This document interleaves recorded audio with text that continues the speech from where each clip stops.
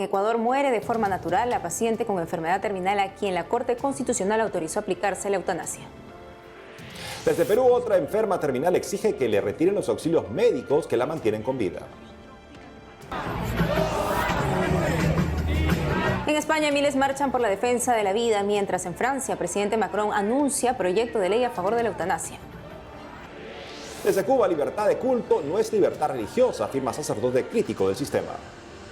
A 2 años de la guerra en Ucrania, en nuestro especial, desde que empezó el conflicto de la iglesia con la gente, desde el Papa Francisco hasta los curas de parroquia.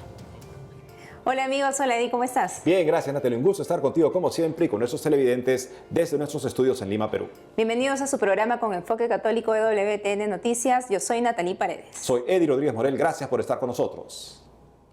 Empezamos las noticias desde Ecuador contándoles que este lunes murió la paciente con enfermedad terminal a quien la Corte Constitucional autorizó aplicarse la eutanasia, mal llamada muerte digna. El abogado Farid Simon confirmó la noticia sin dar más detalles de cómo se produjo la muerte de Paola Roldán, de 42 años de edad. Desde el 2020, Roldán padecía de una grave enfermedad que ataca el sistema nervioso, conocida por las siglas ELA, mal degenerativo e incurable. La familia dijo que Roldán partió en paz, rodeada de su familia, pronunciando un "les amo" a quienes la acompañaron.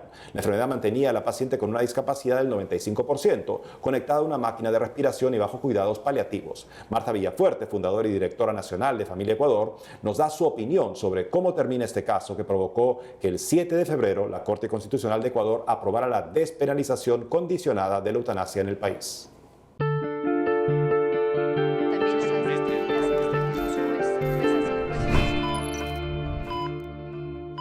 Tenemos entendido que Paola Roldán falleció por causas naturales. Desde ya nosotros extendemos nuestras condolencias a sus familiares, a sus seres queridos, a toda la comunidad que la rodeaba. Fue por causas naturales, como indicaba, no se practicó la eutanasia, fue consecuencia de la enfermedad en la fase en la que se encontraba. Siempre es la voluntad de Dios. Nosotros lo único que podemos hacer en esta tierra es seguir su voluntad, y el mensaje que se siente ahora, que sentimos nosotros, ese consuelo de alguna manera decirlo, es que Dios se la llevó para que no siga siendo utilizada. Para muchos podrá ser muy fuerte, pero es una lucha que ella empezó, tal vez no por voluntad propia o directamente propia, pero sí hubo mucha manipulación mediática, mucho abuso de la vulnerabilidad en la que una mujer con esa enfermedad se encontraba. Y Dios lo que hizo fue sellar el mensaje que se ha estado escuchando en los medios de comunicación, y la voluntad fue la de Él, la de nadie más. En Ecuador se encuentra ya una lucha iniciada, por así decirlo. No se ha finalizado, esto recién empieza, como lo hemos comentado anteriormente.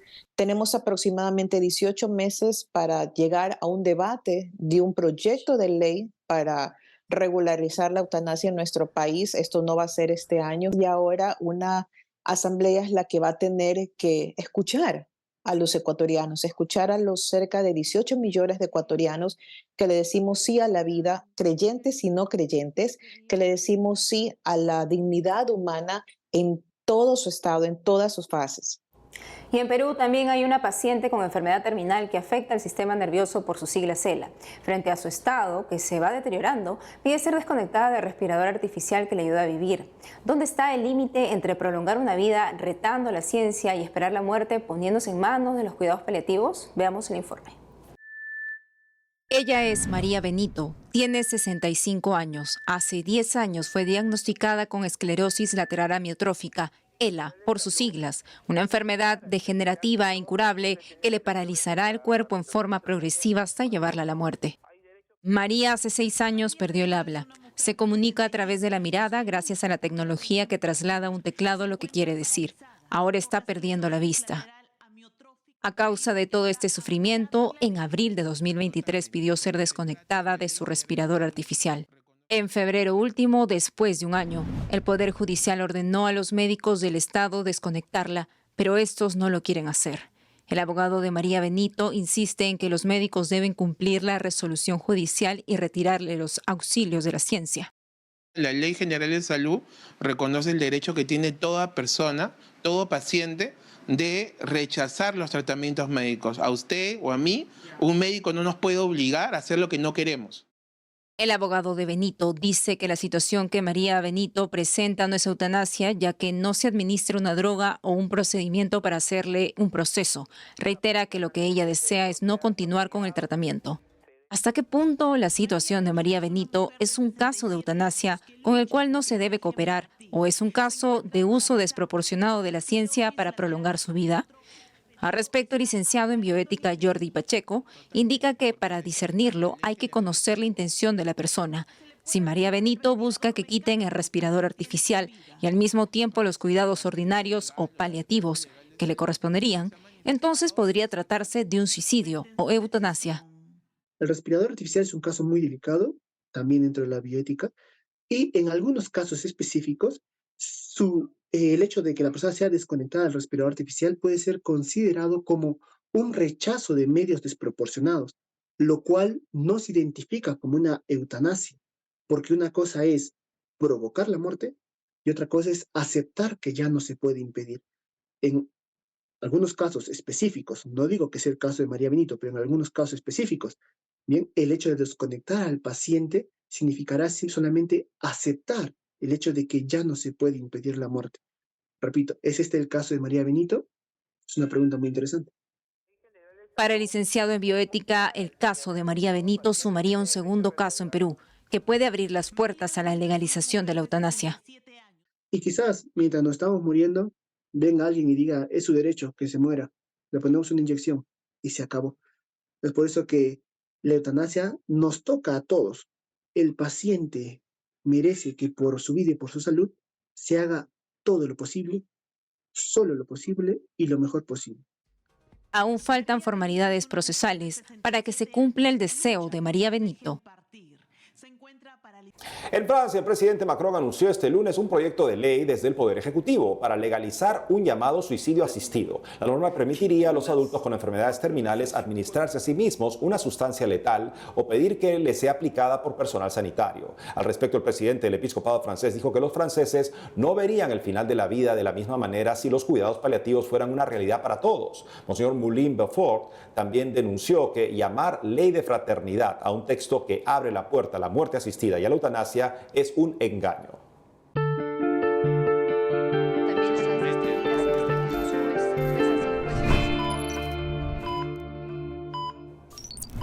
Mientras en Francia el presidente lleva a su país a la muerte, en España miles salieron a defender la vida este fin de semana. Nuestro corresponsal Nicolás de Cárdenas nos cuenta esto y más.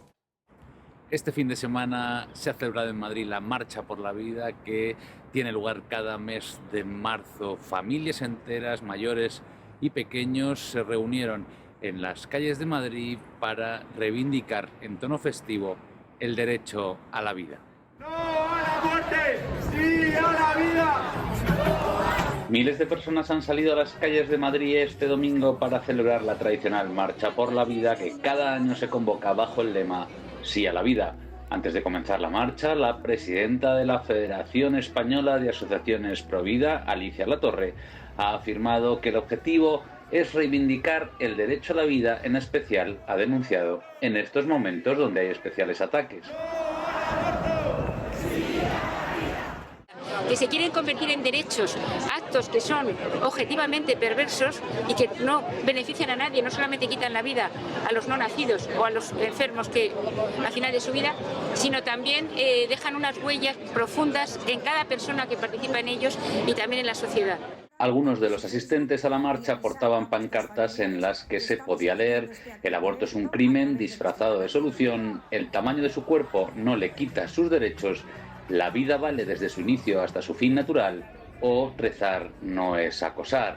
Un grupo de manifestantes marchó tras una pancarta con la frase evangélica: bendito el fruto de tu vientre.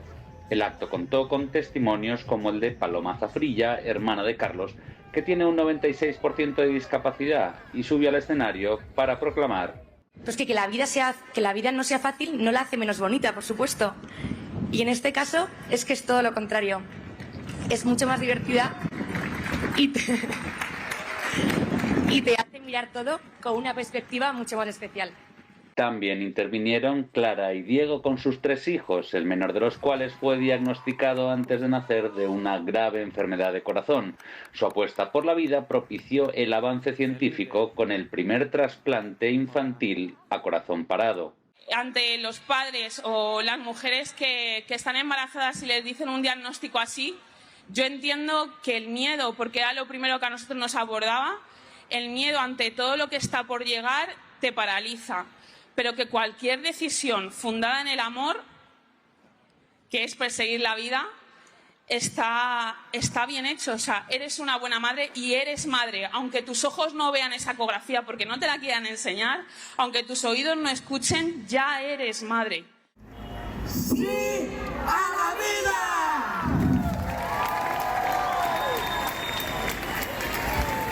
El acto terminó con una suelta de globos al cielo durante 1 minuto en el que solo se oyó el corazón de un bebé de 25 semanas de vida prenatal al que se le hizo una ecografía en directo. Y les compartimos una buena noticia de nuestra familia televisiva. EWTN España ha superado con creces los 100.000 suscriptores en su canal de YouTube, por lo que afronta el año 2024 con grandes perspectivas. EWTN España ha superado los 100.000 seguidores en su canal de YouTube hace unas semanas y ya cuenta con más de 115.000, según informan fuentes de la cadena ACI Prensa, y la plataforma de vídeos ha hecho llegar la placa conmemorativa a su presidente, José Carlos González Hurtado. A lo largo de 2023, EWTN España multiplicó por 20 la audiencia en YouTube, señalan desde la televisora, de tal manera que cuenta con más de 2 millones de visualizaciones al mes solo en esta plataforma, aunque estiman que esta cantidad se multiplica entre 3 y 5 veces más en la televisión lineal. EWTN España se ha convertido así en uno de los canales de YouTube que más crecieron en España durante 2023 y ya cuenta con casi 2.000 vídeos en su canal con contenido diverso de carácter catequético, apologético, infantil e informativo.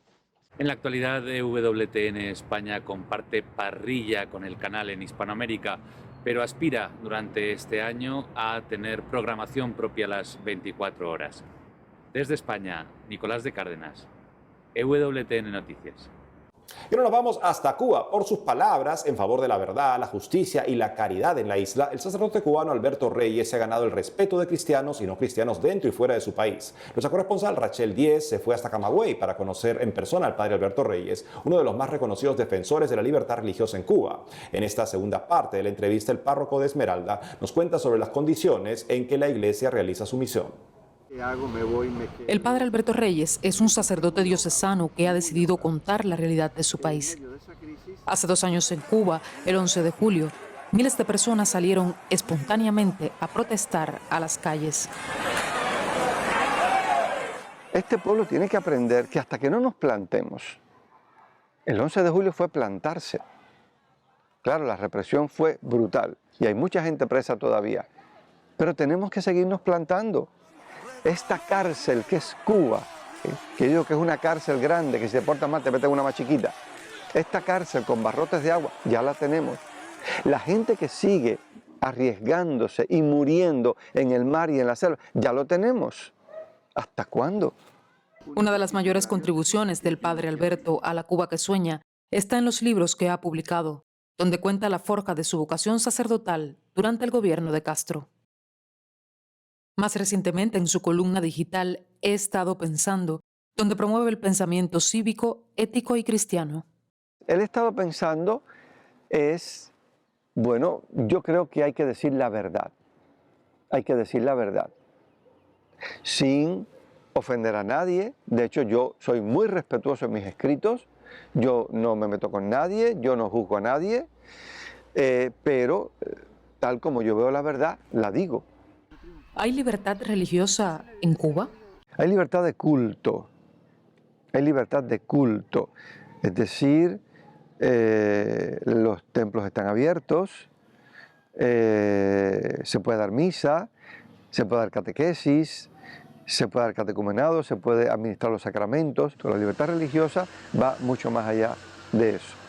Porque, para empezar, existe una oficina de asuntos religiosos que monitorea la iglesia y de la cual dependen muchos permisos que necesita la iglesia para poder trabajar, ¿no? Entonces, ya de entrada tenemos una oficina que nos fiscaliza, que nos espía, que nos controla, que intenta silenciarnos, porque uno de los mecanismos de esa oficina es, por ejemplo, intentar silenciar nuestras voces a través de los obispos. Además, todo lo que se tenga que hacer extra muros, necesitamos un permiso. Una procesión, un permiso. Muchas veces nos determinan la hora en que tiene que ser la procesión. Nos monitorean el recorrido. No se puede construir un templo. Los permisos de reconstrucción de los templos son todo un proceso larguísimo y muchas veces por cualquier tontería te dicen que no. Cáritas no puede importar contenedores de medicamentos, que podría importarlos así, porque hay muchísima gente dispuesta a mandar todos los medicamentos que hagan falta y a financiarlo. Pero eso no. ¿Por qué? Porque tenemos que mantener el teatro de que Cuba es una potencia médica, de que Cuba la salud no es ningún problema, de que todo el mundo tiene la salud resuelta. Entonces, con tal de mantener una mentira teatral, que la gente se muera, esto es cruel. Sobre los cambios que desea para la isla, comenta.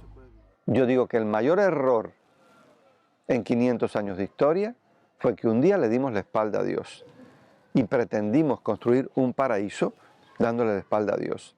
Una Cuba nueva sin Dios sería pasar de una dictadura a otra dictadura, que no sé si sería peor. Yo sueño un país abierto a Dios, por supuesto próspero, porque tenemos la potencialidad y la capacidad de ser un país muy próspero, pero quisiera una prosperidad generosa. Y yo quisiera una Cuba con memoria, porque la memoria de los pueblos suele ser corta. Reyes sueña además una iglesia comprometida y cercana a la gente en todos los tiempos. Yo creo que el mayor reto de la iglesia en este momento es precisamente la evangelización, es cambiar el corazón de la persona. Más allá de ese reto, yo creo que está el compromiso de la iglesia con la verdad, que la tiene que proclamar a tiempo y a destiempo, el compromiso de la iglesia con la libertad y el compromiso de la iglesia con la caridad. Quiero una iglesia que siga siendo muy cercana al pueblo. Si tú me dijeras, dime una palabra con la que tú quisieras definir la iglesia en Cuba, yo te diría Betania. El sitio donde Jesús se sentía bien. El lugar donde todo el mundo se sienta en casa. La reconstrucción espiritual de Cuba puede ser la mayor contribución de su iglesia en el futuro, pero también en el presente. Personas de fe como el Padre Alberto ayudan a mirar con suficiente verdad, caridad y justicia la actual realidad del pueblo cubano. En Camagüey, Cuba, Rachel Lies, EWTN Noticias. Hacemos una pausa y al volver. En Haití, el primer ministro renuncia al cargo para detener la crisis. La Iglesia y la comunidad internacional lo planteaban como necesaria salida al caos. Además, a 2 años de la guerra en Ucrania, en nuestro especial, desde que empezó el conflicto, la Iglesia con la gente, desde el Papa Francisco hasta los curas de parroquia. Regresamos con más información en EWTN Noticias.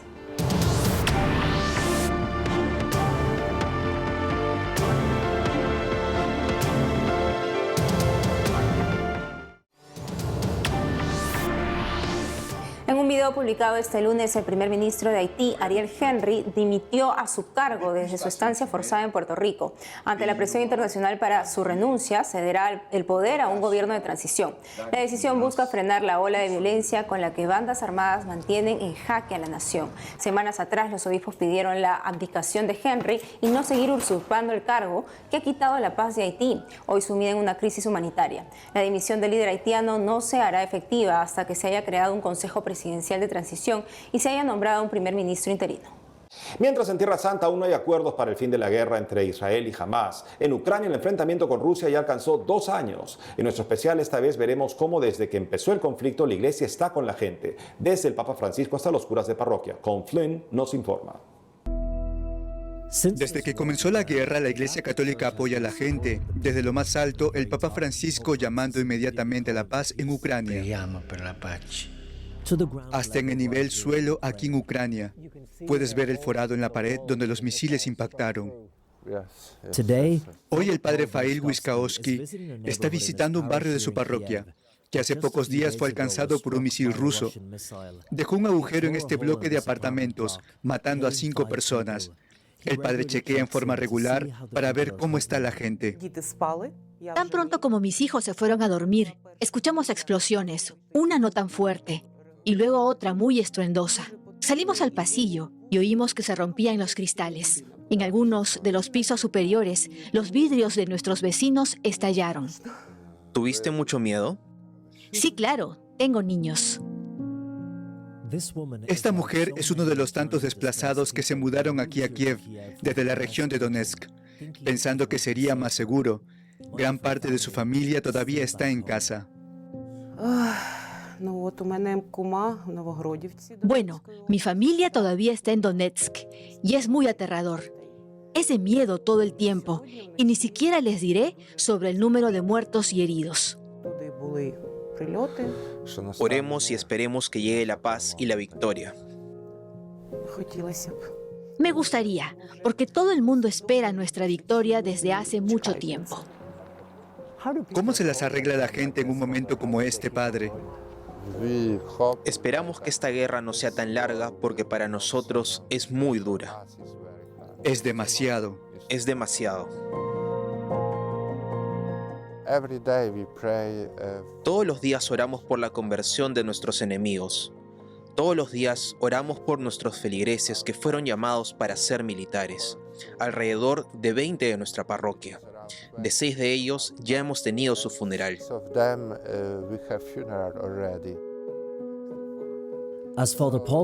Mientras el padre Paul y yo seguimos caminando, por el rabillo del ojo veo algo a lo lejos. ¿Perdón? Me acabo de dar cuenta. Es un crucifijo.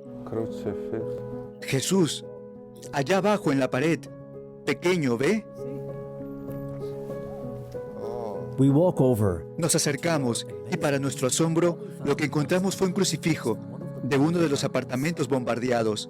La cruz estaba dañada, pero Jesús en el centro estaba casi intacto. ¿No es increíble esto?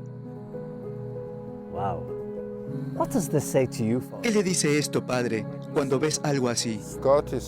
Dios está muy cerca de nosotros. Él está presente entre la gente, entre nosotros, y sentimos una presencia muy fuerte de Dios. En EWTN Noticias seguimos conmemorando a las mujeres, una líder juvenil católica, una laica consagrada defensora de la pureza femenina, una exdirectora de la multinacional de aborto Planned Parenthood y 2 presidentas de la campaña 40 días por la vida en Iberoamérica y Perú responden a qué es ser mujer y católica en este momento de la historia. Escuchemos. Ser mujer católica en la actualidad implica ir contracorriente frente a ideologías que nos imponen, que nos ponen en una rivalidad con el sexo opuesto. Pero nosotras como creyentes, dentro de la misión que Dios nos ha encargado, como madre, como una vida consagrada de servir a Dios totalmente, debemos demostrar que el ser mujer es un don, es un regalo que el Señor nos ha hecho. Y sobre todo dar un testimonio de vida. Cada mujer en su feminidad tiene un rol trascendente. Nosotras como mujeres somos gestadoras de la humanidad, de las futuras generaciones y de la cultura de cada nación. Las invito a no olvidarse de que la misión de la mujer tiene un papel trascendente en todo el mundo. No se dejen menospreciar por las corrientes de moda que solamente te exigen algo temporal, como un trabajo que puede o no puede ser exitoso, puede o no puede ser bien remunerado o apreciado. Lo que siempre será apreciado será el amor de tus hijos, de tu esposo o de tus padres. Ser mujer católica hoy en día para mí es como jugar un juego peligroso. Dios nos hizo perfectas, femeninas, madres, hijas, esposas, destinadas a servir, nutrir y proteger. Es difícil vivir en una cultura que no aprecia la dedicación de las mujeres a la familia, donde nos presionan a ser como los hombres. Dios nos hizo iguales, pero únicos en nuestras fortalezas según nuestro género. Ser una mujer católica en la actualidad implica que a veces nos toca aprender de la ternura y la fidelidad de María, otras de la valentía de San Juana de Arco. En otros momentos debemos de tener la fuerza de decisión como Isabel la Católica. También que tenemos la capacidad para poder abrazar el estudio y la espiritualidad como lo hizo Santa Brígida, y así podría seguir y seguir con más. Creo que en el contexto en el que vivimos, como mujeres debemos abrazar y dejarnos guiar aún más por la Iglesia, porque las respuestas de quiénes somos, a qué venimos y por qué somos como somos ya han sido contestadas, y en el exterior a veces solo encontramos verdades a medias. Y eso es todo por hoy, amigos. Gracias por haber estado con nosotros. No olviden seguirnos en nuestras redes sociales y en wtnnoticias.com. Hasta mañana.